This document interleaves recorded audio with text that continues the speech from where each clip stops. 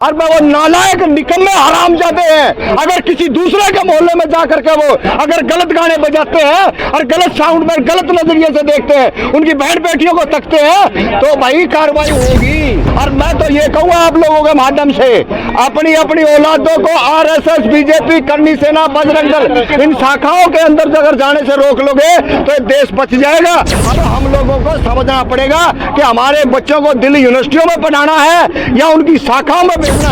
सुबह तक का इंतजार करा और लाठी डंडे से लैस करवाया गया पब्लिक को, ताकि इस देश के अंदर हिंदू मुस्लिम की एक नफरत की बड़ी खाई खोदी जा सके। जांगड़ा जी, महराज का जो मामला है उसमें रोजाना नई नई चीजें आ रही हैं, उसमें 3 पुलिसकर्मी सस्पेंड कर दिए गए। क्या आपको भी लगता है कि वहाँ लॉ एंड ऑर्डर की समस्या थी? क्या कहना? हाँ बिल्कुल, देखिए लॉ एंड ऑर्डर की समस्या थी और इसमें कोई हर चीज हर एंगल से देख लो ना। जो झंडा जिस तरीके से खींचा गया है, फाड़ा गया है, वो साफ दर्शाता है भाई क्या वहाँ पे आईबी की, सीआईडी की कोई ऐसी इनपुट नहीं थी क्या? जब एक पूरे का पूरा पता है कि एक यात्रा जहाँ से निकल रही है, उस यात्रा पे पूरे का पूरा एक सिस्टम बनाना चाहिए था, पुलिस प्रशासन का हो और हो, वो सारा लगाना चाहिए था। इन्होंने क्या किया है, जानबूझ करके ने किसी न किसी तरीके से दंगा फैलाने के लिए सबको छूट दे दी है। हिंदू मुस्लिम के सिवाय बीजेपी का एजेंडा रहा है और ये हमने हरियाणा में भी देखा है, और यही एजेंडा यूपी के अंदर देख लो आप, और महाराष्ट्र के अंदर देख लो, अभी 90 के अंदर मंडल कमिंडल की राजनीति में देख लो। इन्होंने हर जगह एक ही काम किया है कि हिंदू मुस्लिम में बांटिए, जातियों में बांटिए, जाट गैर जाट करिए, जैसे हरियाणा में हुआ। तो ये सारे का सारा एजेंडा इनका है कि अब इनकी सांसें अटकी हुई है यूपी के अंदर। आप लोग जानते हो अच्छी तरह से, जिस तरीके से सांसें इनकी अटकी हुई है, इन्होंने किस तरीके से चुनाव जीतना है, और ये चुनाव जीतने का एक हथकंडा है। क्या हिंदू जो अपनी शोभा यात्रा में नहीं निकाल सकता उत्तर प्रदेश में? अरे कौन रोक रहा है आपको? कोई पत्थर नहीं बरसाया। आप बताइए ना, किसी ने पत्थर बरसाया? आप वहाँ पे हर चीज दिख रही है, आप पत्थर दिखा के दिखाओ ना। पत्थर कहीं पर भी नजर नहीं आ रहा है। ये झूठ जितने प्रोपगंडे बीजेपी आरएसएस के लोग इस देश में फैला रहे हैं। अरे मैं तो कह रहा हूँ आपसे 10 कदम पीछे जब पलबुमा हमला हुआ था, तो यहाँ पे कम से कम भी 50 से ज्यादा कैमरे लगे और आदमी जो वाइट देने वाले थे मुश्किल से मुश्किल 10, और पूरे देश के अंदर एक प्रोपगंडा तैयार किया था। और इसी तरीके से सियाना के अंदर क्या हुआ, यही तरीके से ये हर चीज को एक प्रोपगंडा बनाते हैं हिंदू मुस्लिम करके इस देश के अंदर भोली भाली जनता को। और एक जवान देखिए जिसको इतना उकसाया और वो उकसाए में आकर के एक धर्म का झंडा उतारने के लिए पहुंचा। इससे बड़ी बेशर्मी की बात क्या होगी? झंडा उतारने की सजा गोली मार के हत्या की जाएगी। किसने गोली मारी है? आपने देखा भाई किसी ने गोली मारी है? पोस्टमार्टम रिपोर्ट आई है। गोली मारने वाला कौन है? क्या वहाँ के जो पुलिस प्रशासन है, सरकार है, ये स्पष्टीकरण क्यों नहीं दे रही है? आप उकसाओगे, आप गोली मारोगे, और जिसके घर पे आप झंडा उतारने गए आप उसको इन्वॉल्व करके उसको जेल की सलाखों के पीछे डालोगे। आपने तमाम इस देश के अंदर आप उधर से लग जाइए, जम्मू कश्मीर से लेकर के कन्याकुमारी तक जितने दलित हैं, पिछड़े हैं, माइनॉरिटी के लोग हैं, उनको कूट कर जेलों में भरने का काम किया, और इसके सिवा आपने कुछ नहीं किया। मतलब धर्म की यात्रा ना निकाले? अरे निकालो, हम कब करे हैं? आपका धर्म है। अगर आप 4-4, 5-5 घंटे ऐसा नंगा नाच करते हो, चाहे वो सुबह का टाइम हो, चाहे वो रेलगाड़ी का टाइम हो, रेलगाड़ियों में क्या होता है, अगर कोई आदमी गलती से अगर रोड के ऊपर या गाड़ी के स्टेशन के ऊपर अगर 2 मिनट की 5 मिनट की नमाज पढ़ ले तो तुम्हारे पेटों में दर्द होने लग जाता है। इस देश के अंदर हर इंसान को, हर धर्म को अपना जो सम्मान देना चाहिए, और तभी आप सम्मान पाओगे। अरे मुहर्रम की यात्रा तो आप वो भी निकालते हैं, वो दिक्कत तो करते नहीं कभी? वो मुहर्रम की यात्रा निकालते हैं तो वो दिक्कत नहीं करते। ये इन्होंने कौन सी दिक्कत करी? अच्छा, आप छत पे चढ़ के ने और बहन बेटियों को गंदे आप गाने सुनाओगे तो इसका मतलब क्या हम चुपचाप बैठे रहेंगे क्या? चुप कोई नहीं बैठेगा। और वो नालायक निकम्मे हरामजादे हैं। अगर किसी दूसरे के मोहल्ले में जा करके वो अगर गलत गाने बजाते हैं और गलत साउंड में गलत नजरिए से देखते हैं, उनकी बहन बेटियों को तकते हैं, तो भाई कार्रवाई होगी। क्या आपके घर पड़ोस में कोई चला जाए ऐसे, कोई भगवा झंडा लहराए, कोई हरा लहराए, और कोई जो खाली ये सरदारों का लहराए, तो क्या कहोगे आप? क्या करोगे? जवाब है क्या आपके पास में? अभी क्या प्रोपगंडा किया था बीजेपी के लोगों ने? मैं कह रहा हूँ किसान आंदोलन, भाई ये इंडिया के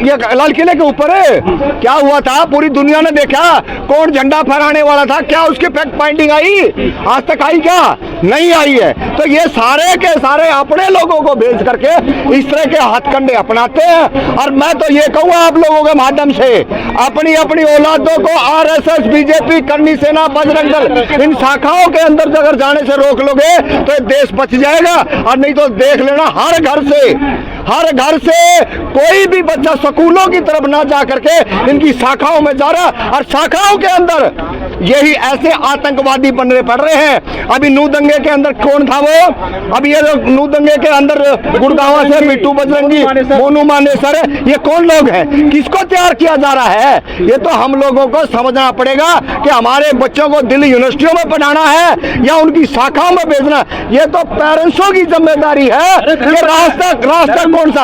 अरे धर्म हमारा व्यक्तिगत है, हमने जो अच्छा धर्म लगेगा उसको अपनावांगे और उसको मानेंगे। उसकी प्रदर्शनी करनी है क्या? आप तो पूरे देश के अंदर प्रदर्शनी लगा रखी है आपने तो धर्म की। वो और धर्म वाले भी थे, वो तो कहीं ना इतना प्रोपगंडा करते। आप कभी तो चले जाते हो नूम है। अभी धर्म का कब से आई है ये धर्म की 90 में जब मंडल और कमंडल की राजनीति की शुरू हुई थी, जब वंचितों को, शोषितों को जब हक मिल रहा था, तो इन नंगा नाच करने वाले बीजेपी आरएसएस वालों ने तो कहीं ने दलितों को, पिछड़ों को कोई सामाजिक न्याय ना मिल जाए, तब जाकर के इन्होंने इधर ये मंडल कमंडल लेके चले थे। और वो मंडल की बात आज तक अधूरी है और ये सपना ये पूरा नहीं होने देने वाले। मंत्री हैं, जो अफसर हैं, उनके बेटे तो नहीं है तो धर्म बचाने क्यों आएंगे? आदमी आता क्यों आएंगे? उनको पता, जो 8वीं 10वीं 12वीं जो पढ़ा हुआ किसान मजदूर का बच्चा है ना, आतंकवादी तो उसको बनाना है, क्योंकि ना तो ढंग से लड़ाई लड़ सकता, ना ढंग से वो अपनी बात कह सकता। अरे हम तो गांव देहात से यहाँ आगे ना तो बोल रहे हैं। और आज भी जो ऐसे ऐसे आतंकवादी है गांव देहात के अंदर, जो धर्म की बात करके ना अपने जो वंचित शोषित पीड़ित समाज के बच्चे उनको जो ना बाहर ना निकलने दे रहे, ये सारे का सारा जो दबंग लोग हैं और जो बीजेपी आरएसएस से टच हैं वो करवा रहे हैं। बाकी किसी की हिम्मत और कोई औकात नहीं है। सुबह यात्रा में बहुत भीड़ हो गई है ऐसे युवाओं की, इनको कहाँ से खाद पानी मिल रहा है? ये खाद पानी आप देख लो ना भाई। आपको जब दाह संस्कार मनीषा वाल्मीकि का होता है तो आप रात को पेट्रोल डाल करके आग लगाते हो, और वही दाह संस्कार अब दूसरे दिन क्या होता है? अगले दिन आपने देखा ना कि उसको रोका गया है, बाकायदा रोक करके और सुबह तक का इंतजार करा और लाठी डंडे से लैस करवाया गया पब्लिक को, ताकि इस देश के हिंदू मुस्लिम की एक नफरत की बड़ी खाई खोदी जा सके। लेकिन 2018 में चंदन गुप्ता की भी हत्या कर दी गई थी कासगंज में, उत्तर प्रदेश में। ये जो आम युवा है इनको क्या मिलता है ऐसी शोभा यात्राओं से?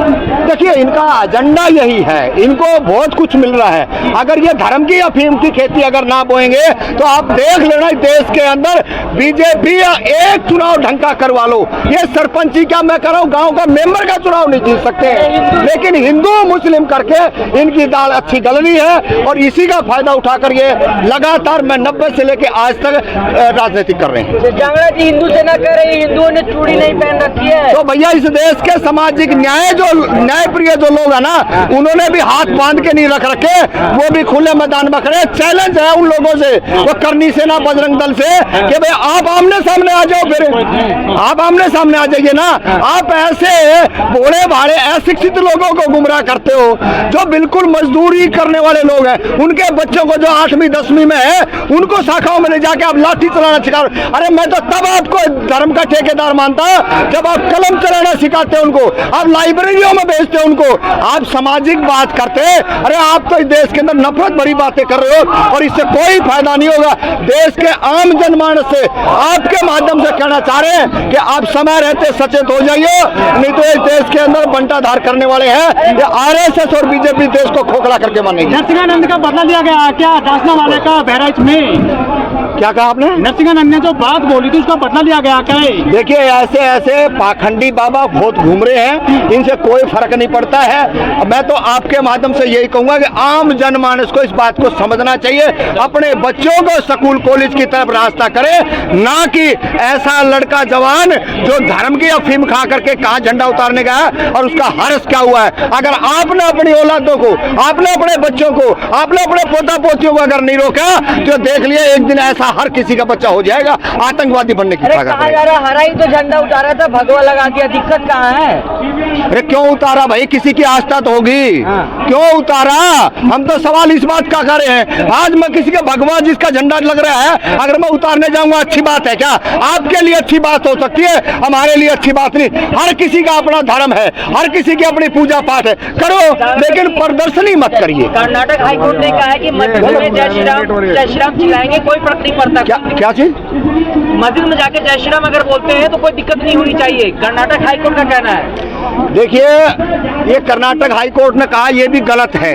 क्यों कहें? ये कोर्ट का फैसला नहीं है, कोई तुकलगी पर फरमान हो सकता है। भाई आप किसी के मंदिर पर जाके अल्लाह अकबर को, अच्छी बात है क्या? उनकी अपनी आस्था है। हाँ, अगर आपका दोनों का समन्वय बनता है, आप दोनों एक साथ बैठ के बातचीत करते हो, ठीक है, लेकिन अलग अलग धर्म के अलग अलग पंथ के लोग हैं, उनको अपनी अपनी आस्था, अपना अपना एक सिस्टम होना चाहिए।